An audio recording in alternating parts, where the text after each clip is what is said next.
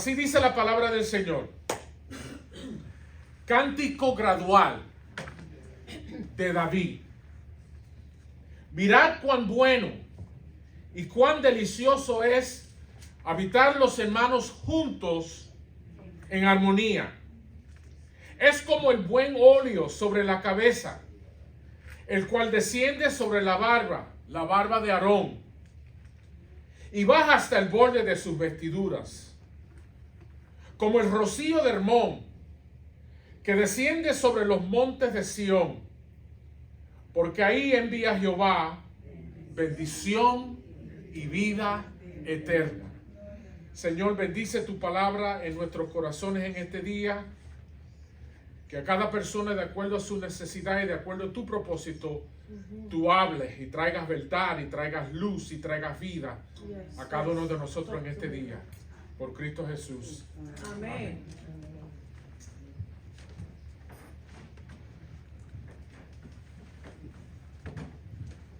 Mirad cuán bueno y cuán delicioso es habitar los hermanos juntos en armonía. Este es uno de los salmos de ascensión, conocidos como cánticos graduales, como dice el encabezamiento, o los salmos de peregrinación. Son un grupo de 15 salmos, comenzando con el Salmo 120 y culminando con el Salmo 134. Y son los salmos o las canciones que los israelitas cantaban cuando hacían sus peregrinaciones a Jerusalén para la celebración de las fiestas. Estos salmos reflejan gran alegría, gran gozo, la anticipación que va aumentando en sus corazones mientras van viajando hacia la ciudad santa para estar en el templo, para estar en la presencia de Dios, para compartir las bendiciones de Dios junto con sus hermanos. Entre los salmos de ascensión hay muchos versículos muy memorables. Alzaré mis ojos a los montes. ¿De dónde vendrá mi socorro? Mi socorro viene de Jehová, que hizo los cielos y la tierra. El Salmo 121. Yo me alegré con los que me decían: a la casa de Jehová iremos. Otra canción que nosotros hemos hecho de este salmo, el Salmo 122. Los que confían en Jehová son como el monte de Sión, que no se mueve, sino que permanece para siempre. El Salmo 125. Si Jehová no edificare la casa, en vano trabajan los que edifican. Salmo 127. Estos eran los salmos que los israelitas cantaban cuando hacían sus viajes hacia Jerusalén. Era el deber de todo israelita peregrinar a Jerusalén para la observación de las 3 fiestas principales. Esto aparece en el capítulo 23 de Éxodo, también en el capítulo 34 y en Deuteronomio. Esas fiestas son la Pascua y la fiesta de los panes sin levadura. La Pascua era un día, pero la fiesta de los panes sin levadura era una fiesta que duraba por una semana entera. Por eso es que nosotros celebramos la Semana Santa, porque es reconocimiento de la Pascua y esa fiesta de los panes sin levadura. También está la fiesta de las semanas, o lo que nosotros llamamos el día de Pentecostés, que se celebraba 50 días después de la Pascua, right? La fiesta de la semana. Y también estaba la fiesta de los tabernáculos. La fiesta de la semana era para iniciar la temporada de la siembra. Y era una fiesta para darle gracias a Dios para que en el año que viene hubiera una buena cosecha. Y ellos lo celebraban antes de la cosecha. Y después, al fin de la temporada, celebraban lo que era la fiesta de los tabernáculos o la fiesta de la recolección. Y esta fiesta era en el otoño y celebraban la finalización de la cosecha, dándole gracias a Dios por el producto que la tierra había producido. Y traían sus ofrendas. Durante estos tiempos, la gente israelita de todas partes hacían el viaje hacia Jerusalén. Estos salmos son llamados salmos de ascensión porque la ciudad de Jerusalén y el templo se encontraban en un monte, en una colina. Y los peregrinos tenían que ascender en su camino hacia el templo para alcanzar la presencia de Dios. Nosotros no tenemos que ir a la iglesia para estar en la presencia de Dios. Pero en los tiempos de los israelitas, la presencia de Dios habitaba dentro del tabernáculo. Y luego cuando Salomón construyó el templo, la presencia de Dios estaba en el templo. Y para uno gozarse la presencia de Dios tenía que ir al templo. Por eso es que el salmista dijo, es mejor un día en la casa del Señor que 1000 fuera de ellos, right? Porque sabía que estaba dentro de la presencia de Dios. Curiosamente, a pesar de la gran altura de la ciudad de Jerusalén y que todos tenían que graduar o ascender para llegar al templo, Jerusalén era rodeado de varios montes. Y entre esos montes habían valles. Había momentos de descenso donde tenían que descender para luego poder ascender. Y eso es precisamente el camino del cristiano. Aunque ande en valle de sombra de muerte, right? Dice el Salmo. Porque hay momentos que en nuestro ascenso hacia Dios tenemos que atravesar momentos de descenso, donde entramos en valles llenos de dolor, de angustia, de aflicción. Pero seguimos marchando. Amén. Seguimos andando porque sabemos que eventualmente ese descenso se convierte en un ascenso. Amén, amén. Y ahora estamos bajando, pero si seguimos hacia adelante, eventualmente vamos a estar subiendo de nuevo. Amén. Estos salmos son muy preciosos por las realidades que nos revelan. Y todos nosotros somos peregrinos. Nuestra ciudadanía está en el cielo. Amén. Y hay gran júbilo cuando la familia de Dios se mueven juntos en armonía, amén, en unidad hacia nuestro destino. Amén, amén. Porque nuestros viajes, las rutas que tomamos tal vez sean variadas, pero eventualmente todos nos unimos en un mismo camino porque vamos hacia un mismo destino. Por eso es que estos salmos son tan especiales. Se cantaban durante la peregrinación a Jerusalén. Y yo me imagino la anticipación. Porque para muchos estos eran viajes de días.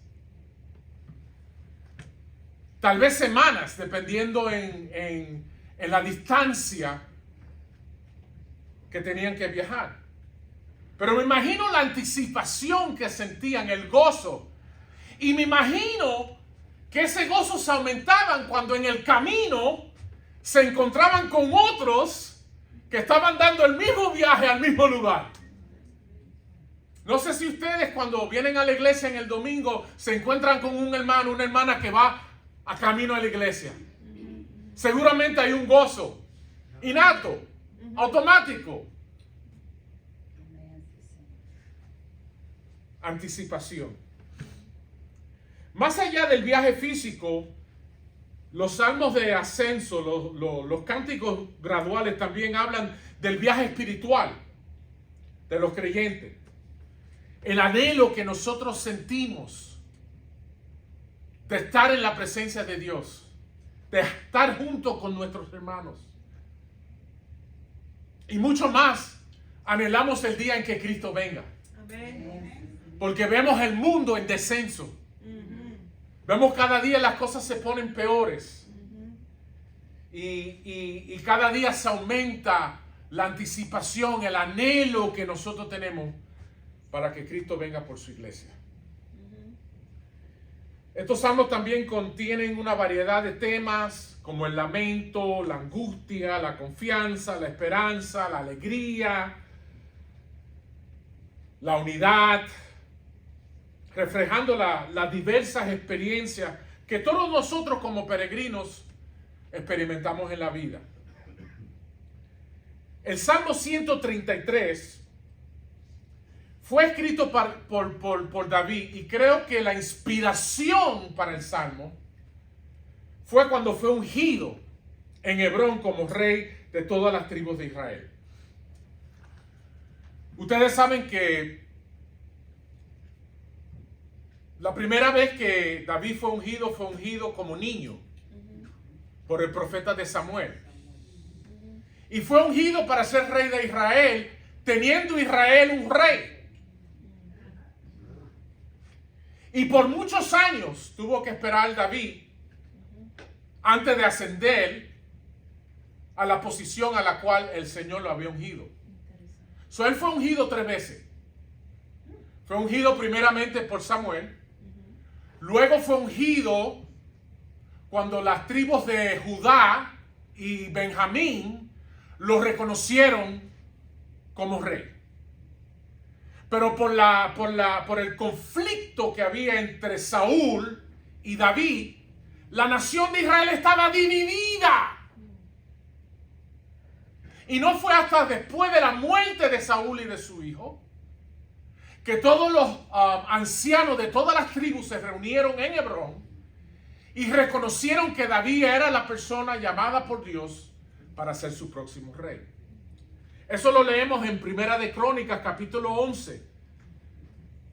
Versículos 1 al 3 dice: entonces todo Israel se juntó a David en Hebrón diciendo: he aquí nosotros somos tu hueso y tu carne, somos hermanos.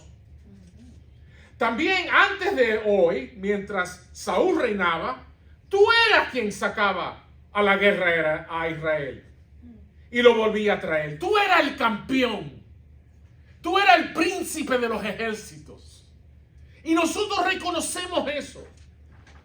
También Jehová, tu Dios, te ha dicho: tú apacentarás mi pueblo Israel, y tú serás príncipe sobre Israel, mi pueblo.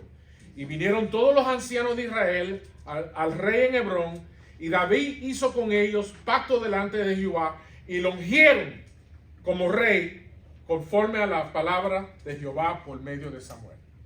Ellos reconocieron lo que muchos años atrás Samuel había hecho cuando primeramente lo ungió como rey. Y eso fue la inspiración. Ver que el pueblo de Dios estaba ahora unida, que la guerra civil se había acabado y que todas las tribus se habían unido para reconocer su rey. Aquí vemos una bendición declarada. El Salmo es un homenaje a la unidad de las tribus de Israel bajo un solo rey. El primer versículo nos dice: mirad. Y esto es una exhortación. Es un llamado a la observación. El salmista nos está deteniendo a que pongamos atención en esto. Él dice: mirad cuán bueno y delicioso es que los hermanos estén juntos en armonía. Es una exhortación. Me encanta de la manera que el gran predicador Charles Spurgeon lo explica. Es una maravilla rara vez vista. Así que contémplenla. Se puede ver, pues, es la característica de los verdaderos santos. Así que no dejen de inspeccionarla. Es digna de admiración. Deténganse y contémplenla. Les encantará imitarla, así que observen bien la importancia de la unidad entre la familia de Dios. Amén. Dice que es bueno y delicioso. Y rara es la vez que encontramos algo que sea bueno y también delicioso. Hay muchas cosas que son buenas y nosotros las encontramos desagradables, como la medicina que cura nuestras heridas o la comida que alimenta nuestro cuerpo. Y hay cosas que son deliciosas, pero no nos convienen. Pero aquí nos dice que es bueno y también es delicioso. Y la palabra bueno en el hebreo es la palabra tov, que significa algo que es placentero, agradable, beneficioso, hermoso. Es la misma palabra que aparece en el primer capítulo de Génesis, que nos habla de la creación. Aparece en el versículo 4, en el 10, en el 12, en el 18, en el 21 y en el 25. Y vio Dios que todo lo que él había creado era tov, era bueno. Es la misma palabra que se refiere al mismo Dios. Como dice el Salmo 34, versículo 8, gustad y ved que Jehová es tov, es bueno. También aparece en el Salmo 23, versículo 6, donde implica algo más que simplemente bueno. Dice, ciertamente el bien, tov, y la misericordia me seguirán todos los días de mi vida, y en la casa de Jehová moraré por largos días. So, la palabra tov no solamente es bueno, sino también que es un bien. O mejor dicho, es una bendición. Es una bienaventuranza. Somos bienaventurados cuando estamos juntos como la familia de Dios. Porque es ahí donde envía Jehová su bendición y su vida eterna. También dice que es delicioso. La palabra en hebreo es naim, que también significa agradable, pero también significa algo que es encantador, algo que deleita, algo que es hermoso, algo que es dulce, como esa paleta de ice cream. Oh, esa paletita. O ese bomboncito de chocolate. ¡Qué delicioso! ¡Qué dulce! ¡Qué rico! Y fíjese lo que dice el Salmo 81 usando esta misma palabra. Dice, cantar con gozo a Dios, fortaleza nuestra. Al Dios de Jacob aclamar con júbilo. Entonar canción, tañer el pandero, el arpa deliciosa y el salterio.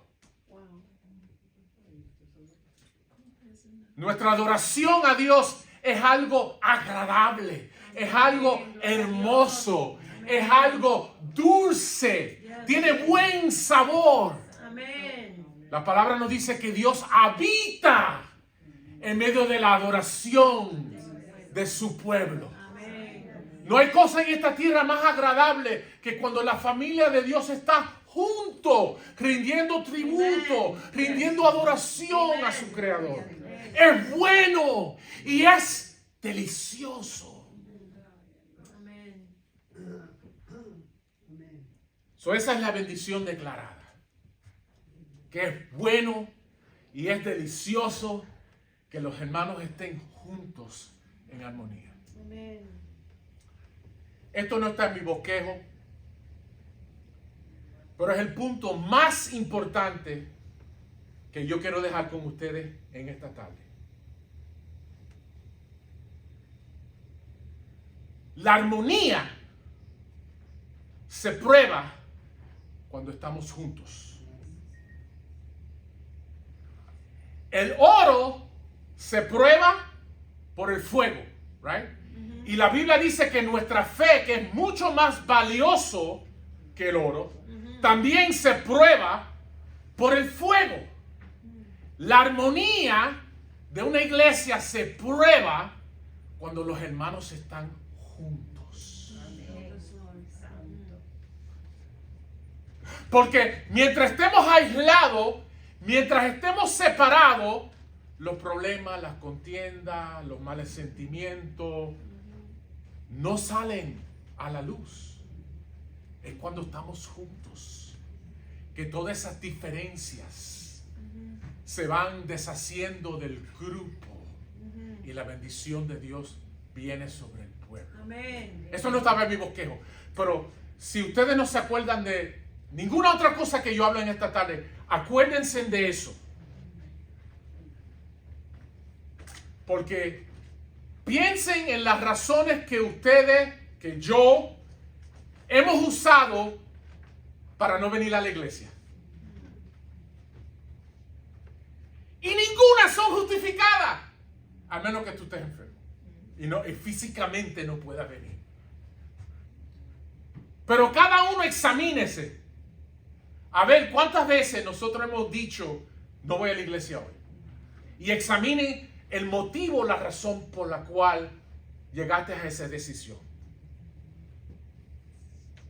Got quiet in here. Thinking.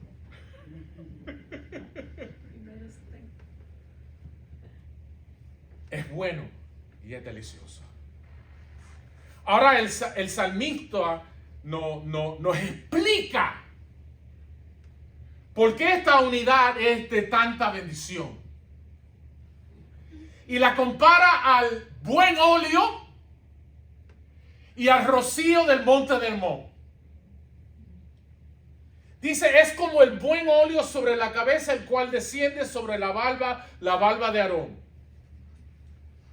Si ustedes buscan el buen óleo, era una mezcla específicamente de ingredientes como usaban la mirra, usaban la canela, usaban ciertas flores fragantes y con eso hacían un buen óleo. Era algo muy, muy fragante. Y algunas versiones de ese óleo se le daban las visitas cuando llegaban para que se refrescaran después de un largo viaje. Pero este buen óleo al que se refiere el salmista era algo que específicamente se usó para ungir el primer sacerdote de Israel, Aarón. Y esto es muy importante, porque este buen óleo era un óleo consagrado. No se usaba para cocinar, no se usaba para ninguna otra cosa, sino para consagrar a una persona para el servicio al Señor. So dice que nuestra confraternidad, cuando estamos juntos en armonía, es como ese buen óleo. Como ese ungüento que se usa para consagrar a alguien, para separar a alguien, para un uso específico, para un servicio hacia Dios. Aarón fue el primer sacerdote y fue ungido con este buen óleo durante su consagración. Y como dije, esto simboliza su designación divina. Dios divinamente ha designado que su pueblo se junte, se una. La primera iglesia nos dice que tenían todas las cosas en común. Desde el momento que se levantaban, se unían y estaban en unión. Y mientras los apóstoles enseñaban y predicaban la palabra, nos dice la Escritura que cada día el Señor añadía a la iglesia. Ellos solamente tenían que permanecer unánimes, estar juntos en un mismo sentir, en un mismo parecer, con un mismo corazón. Y ese hecho hacía que Dios añadiera a la iglesia cada día. Y esa fue la realidad de la primera iglesia. So dice que es como el buen óleo. Y nosotros sabemos que el óleo, el aceite, es símbolo del Espíritu Santo. Y en aquellos tiempos, cuando un rey o cuando un sacerdote o cuando un profeta era ungido, de inmediato venía el Espíritu de Dios sobre esa persona y lo empoderaba para cumplir su misión, para cumplir su función. La unidad entre los hermanos, la unidad entre la familia de Dios es como un buen óleo, es como una unción espiritual que viene sobre nosotros. Y esto siempre fue la intención de Dios. Y esta fue una de las cosas que el Señor oró antes de despedirse de sus discípulos. En el capítulo 17 de Juan dice, para que todos sean uno, como tú, oh Padre, en mí y yo en ti, que también ellos sean uno en nosotros. Porque el deseo de Dios no es solamente que nosotros estemos unidos los unos con los otros, sino que juntos estemos unidos hacia Él. Porque esa va a ser nuestra realidad eterna. Cuando descienda del cielo la nueva Jerusalén, dice que Dios morará entre su pueblo. Y será nuestro Dios. Sin imperfecciones, sin divisiones, sin obstáculos, sin nada que se ponga en el medio. Será una unión total y perfecta. Porque ese es el propósito de Dios para su pueblo. Dice, yo en ti, también ellos sean uno en nosotros para que el mundo sepa que tú me enviaste. La gloria que me diste yo les he dado para que sean uno. Así como nosotros somos uno. Dios Padre, Dios Hijo, Dios Espíritu Santo son uno. Indivisible, inseparable, juntos, desde el principio, cuando dijeron, hagamos al hombre. El propósito de Dios, que seamos un pueblo.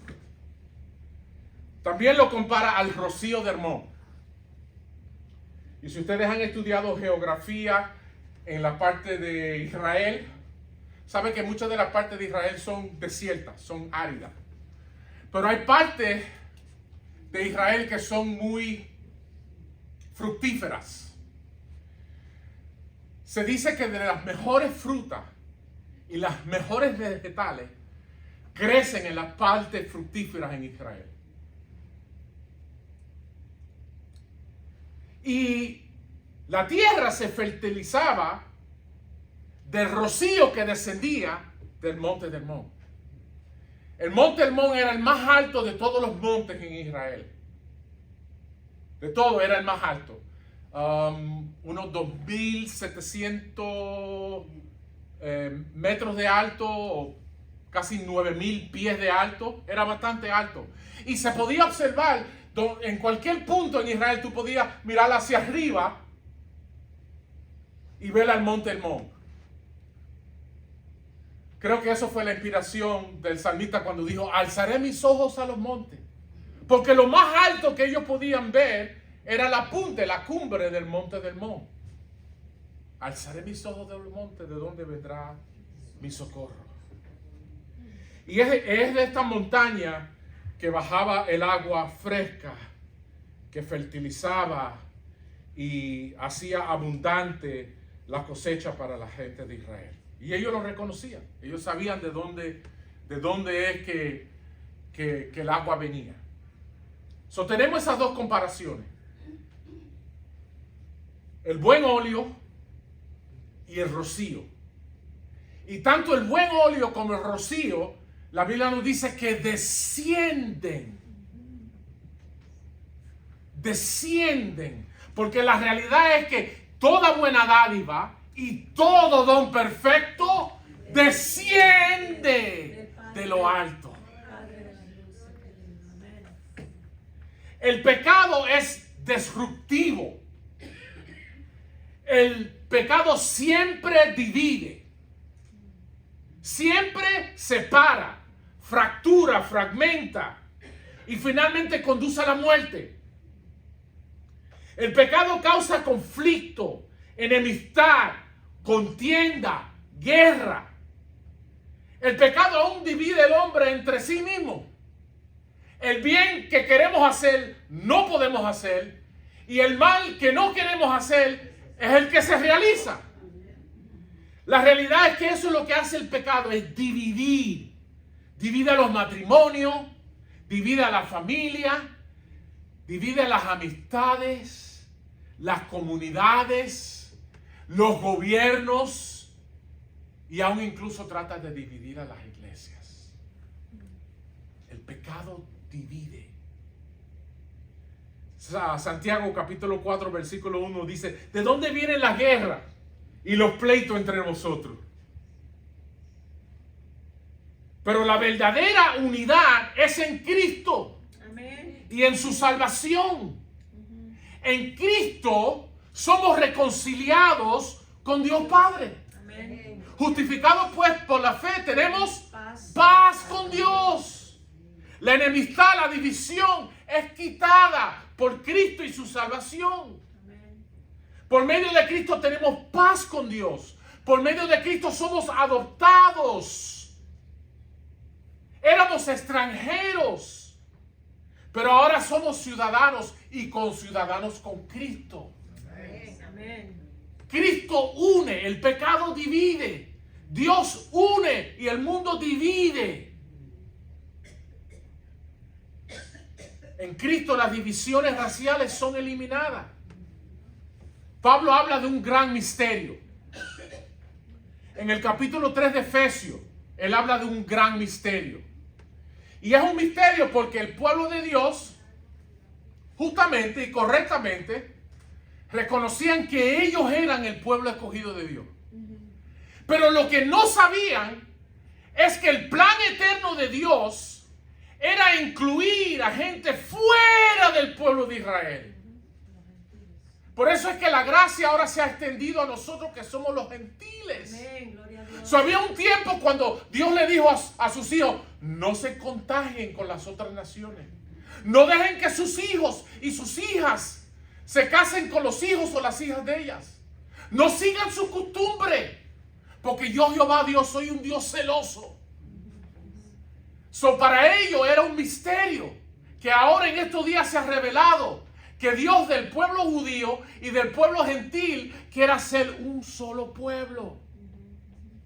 En Efesios capítulo 3 nos dice el misterio de Cristo. Misterio que en otras generaciones no se dio a conocer a los hijos de los hombres. Como ahora es revelado a sus santos apóstoles y profetas por el Espíritu. Que los gentiles son coherederos y miembros del mismo cuerpo. Y copartícipes de la promesa en Cristo Jesús por medio del Evangelio. Amén. El Evangelio nos ha unido, judíos y gentiles juntos, formando el cuerpo de Cristo. Las distinciones raciales son eliminadas, las distinciones culturales son eliminadas. En Colosenses capítulo 3 versículo 11 dice: donde no hay griego ni judío, circuncisión ni incircuncisión, bárbaro ni escita, siervo ni libre, sino que Cristo es el todo y en todos. Él es la fuerza que nos une. Esto no es algo que viene de nosotros. Esto no es el producto de nuestro esfuerzo. Esto es algo que viene directamente de la cruz de Cristo, lo que Él logró por su muerte y su resurrección y por el poder del Espíritu Santo que descendió sobre los primeros creyentes en el día de Pentecostés. Qué irónico, ¿right? El día de Pentecostés era uno de esos días célebres donde los judíos de todas partes tenían que venir a Jerusalén para la adoración a Dios. Y ese fue precisamente la ocasión, el momento, el día que el Señor usó para iniciar esta nueva realidad, para revelar este gran misterio. Y oían a los apóstoles hablar en lengua. Y gente que venían de todas partes, de todas culturas, de todas lenguas, oían a estos hombres, hombres que no eran hombres de letra, no eran hombres de estudio, hablando, glorificando a Dios en su idioma. Mirad cuán bueno y cuán delicioso es habitar los hermanos juntos en armonía. Lo que nosotros tenemos en común como seguidores de Cristo es una bendición. Amén, es amén. una bienaventuranza eterna. Amén. Tú serás mi hermana para siempre, por toda la eternidad. Tú serás mi hermana, tú serás mi hermana, no por un día, no por una semana, no mientras perseveremos aquí en este lugar, sino por una eternidad. So, considera las cosas que nos dividen. Son tonterías cuando las comparamos a la bienaventuranza que tenemos, que hemos recibido de parte del Señor. Esto es una bendición eterna. Amen. Vamos a vivir juntos para siempre. Gloria a Dios. Deje que eso penetre en su mente.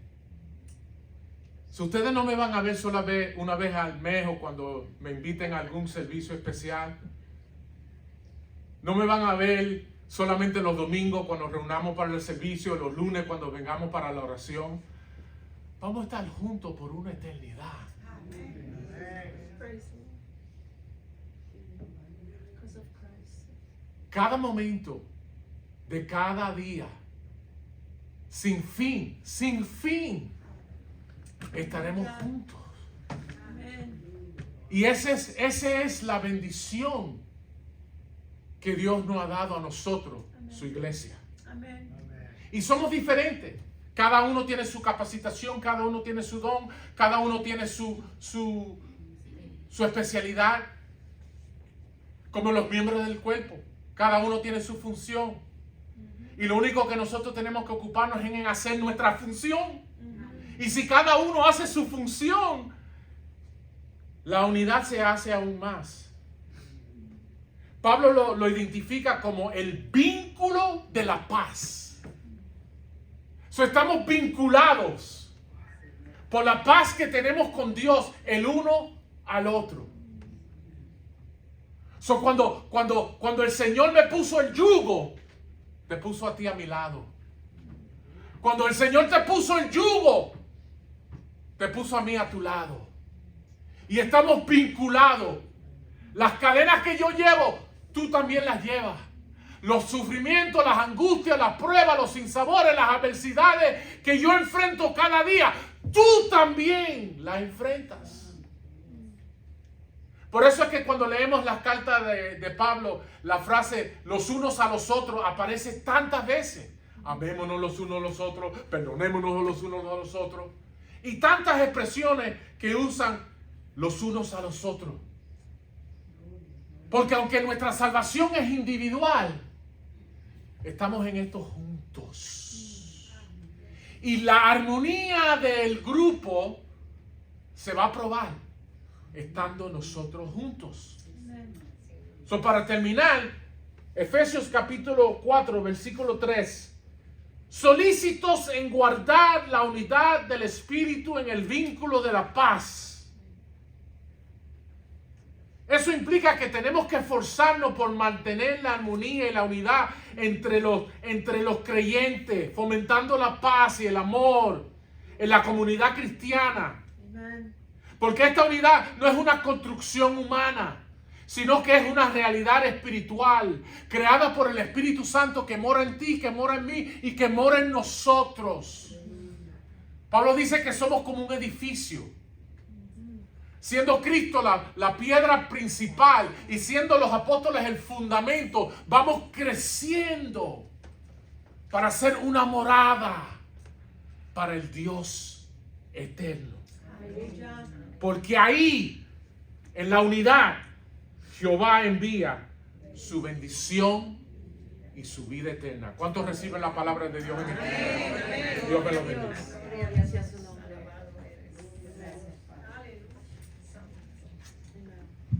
Amen.